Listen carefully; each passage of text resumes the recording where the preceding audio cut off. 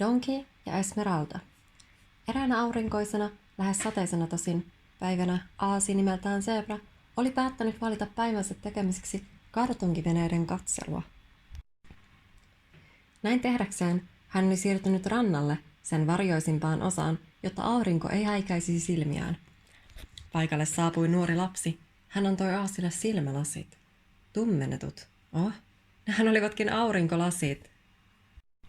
Nyt kun Aasilla kerran oli niin hyvä olla noissa laseissansa, hän päätti rohkeasti hiukan lähestyä katselupaikkaansa, saavuttaen täten virran varren. Nyt kun hän kuitenkin viimein näki veneetkin hiukan tarkemmin, kävi jotain yllättävää ja odottamatonta, mikä todella loukkasi Aasin tunteita ja sai hänet niin pahanmieliseksi.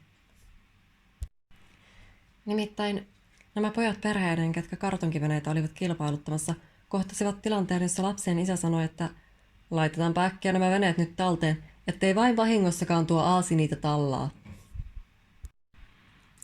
Pojat yrittivät estellä isänsä, kun tämä äkkiä lähti noutamaan veneitä vedestä, mutta he olivat siihen liian heikkoja. Isä meni ja teki mitä teki, ja näinpä Aasi alkoi itkeä. Ja silloin syntyi Esmeralda. Aasi oli häkellyksissään. Kuka tämä nuori tyttö oikein oli? Hän oli niin kaunis, kultainen ihmisenä hän oli. Miten Aasi ei koskaan ennen ollut häntä tavannutkaan? Ja silloin Aasi sanoi sen ääneen, Esmeralda, minä taidan rakastaa teitä. Tällöin Esmeralda häkeltyi. Hän huudahti. Katsokaa kaikki tuota Aasia. Hän kertoi, hän on rakastunut, totta vie rakastunut, minuun. Ja kaikki kalat kääntyivät katsomaan. Ne ylväinä tuijottivat Aasia, tuota niin jähmettyneenä kuin tikku ukko rannalla seisovaa.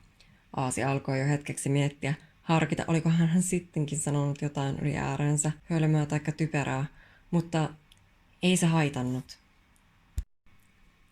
Kalat katsoivat ympärilleen ja alkoivat parveilleen kuhista. Ehkä meidänkin pitäisi nyt tehdä jotain kilttiä ja kivaa tuolle Aasille. Sehän saattaisi hänet tehdä hyvin iloiseksi, kuten hänen nätti lausumansa. Meidän omasta Esmeraldastamme hänet teki. Ja jo pian kalat saapuivat suurina parvina, mutta mitä ollakaan.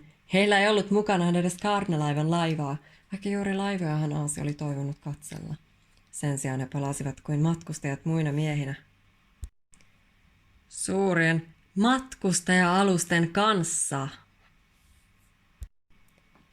Kuinka ollakaan, olikin Aasin haaveet ja toiveet nyt täyttyneet paljon suuremmissa mitoin kuin oli odottanutkaan. Ja lopulta salaa hiljaa Esmeralda kuiskasi. Niin Aasi, minäkin taidan rakastaa sinua.